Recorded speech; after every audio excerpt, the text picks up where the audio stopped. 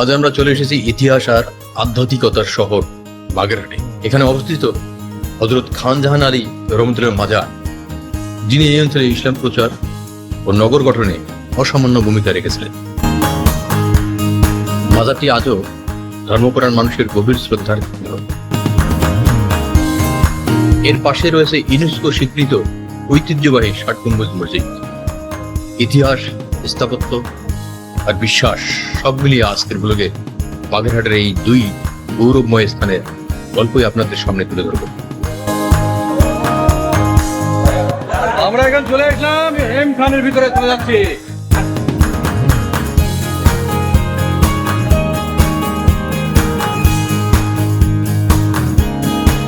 খান জাহান আলী রহমতুল্লাহ মাজারের প্রবেশের মুহূর্তেই এই গেটটি দর্শনার্থীদের মনে প্রথমেই সৃষ্টি করে শ্রদ্ধা ও অনুভূতির শান্তি।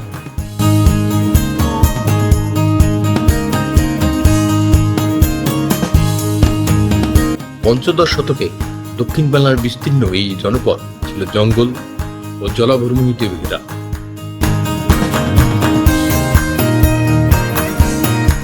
সেই দুর্গম এলাকায় ইসলাম প্রচার ও জনবসতি গড়ে তোলার লক্ষ্যে এই দুর্গম ভূখণ্ডে আলো জ্বালাতে এগিয়ে আসেন মহান সুফি সাধক ও প্রশাসক হযরত খান জাহান আলী রহমতুল্লাহ।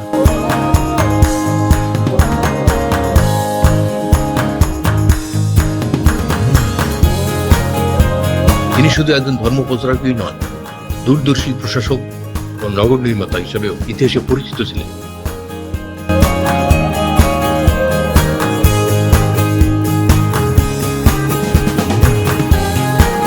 তিনি এই অঞ্চলে খলিফাবাদ নামে এক সমৃদ্ধ নগর গড়ে তোলেন।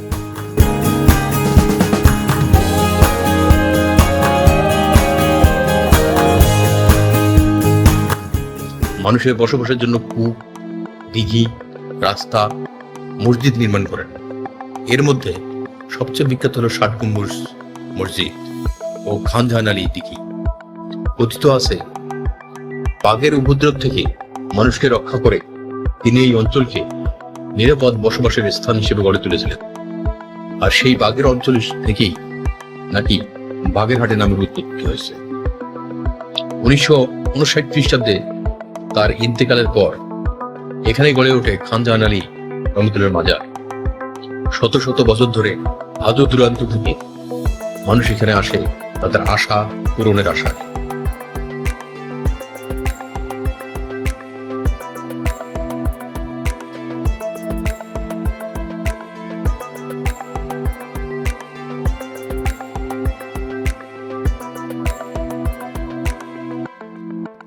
বাগেরহাট জাদুঘর ঐতিহাসিক খলিফাবাদ নগরীর নিদর্শন হিসেবে প্রতিষ্ঠিত।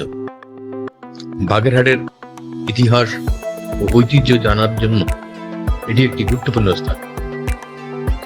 ৬০ গম্বুজ মসজিদে আগত দেশি বিদেশি পর্যটক মুসল্লিদের নিরাপত্তা নিশ্চিত করতে এখানে পর্যটন পুলিশ গুরুত্বপূর্ণ দায়িত্ব পালন করে।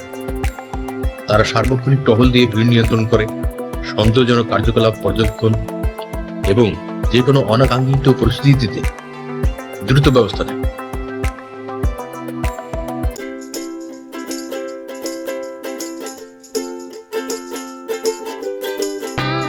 বিশেষ করে জুম্মার দিন ও পর্যটক তাদের উপস্থিতি পুরো এলাকা শান্ত ও শৃঙ্খলাবদ্ধ নিরাপদ রাখতে বড় ভূমিকা রাখে।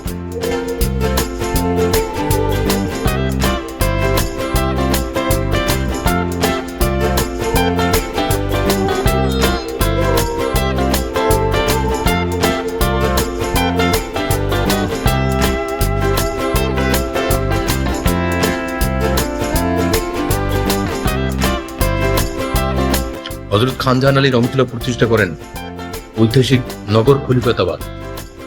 এই নগরের কেন্দ্রীয় জামে মসজিদ হিসেবে নির্মিত হয় এই বিশ্ববিখ্যাত ৬০ গম্বুজ মসজিদ।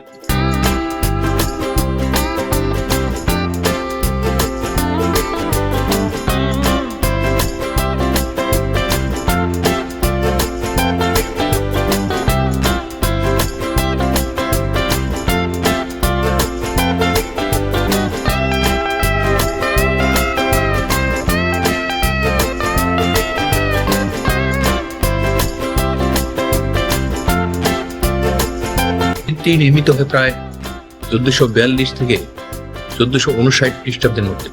এটি মূলত লাল ইট দিয়ে তৈরি, যেখানে রয়েছে 60টির বেশি পাথরের স্তম্ভ এবং 77টি গম্বুজ।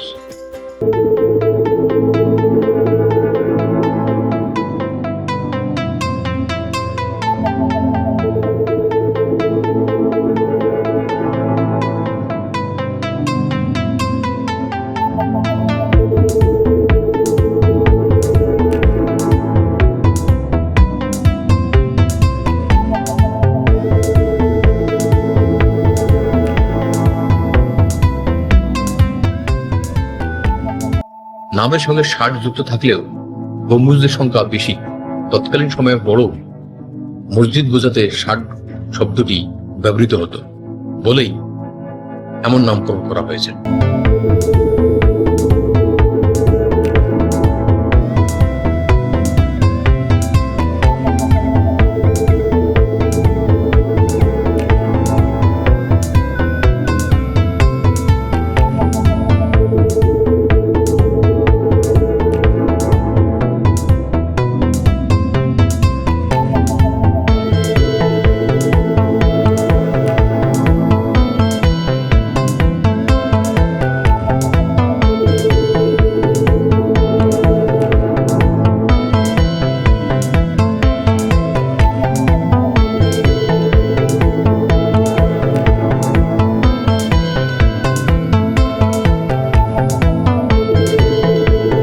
দূর থেকে তাকালে মসজিদের গম্বুজ আর মাঠের প্রশস্ততা এক ঐতিহাসিক আবহ তৈরি করে।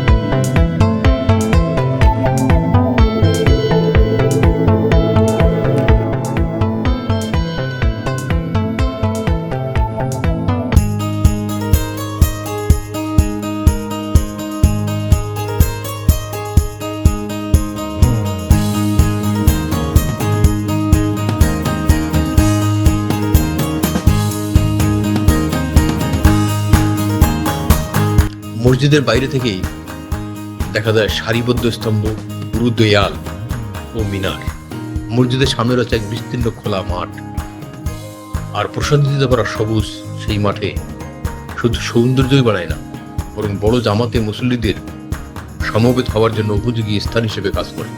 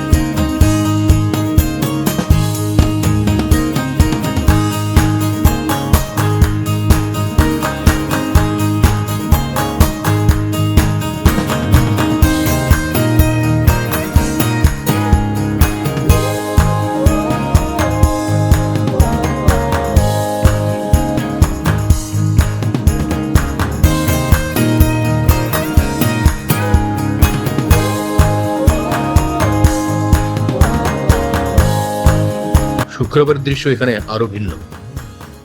জুম্মা নামাজের দিন আশপাশের গ্রাম ও দূর দূরান্ত থেকে মুসল্লিরা এখানে নামাজ পড়তে আসেন। মাঠ ভরে যায় মানুষে। মসজিদের ভেতরে বাইরে কাতারে কাতারে দাঁড়িয়ে আদায় হয় শুক্রবারের নামাজ।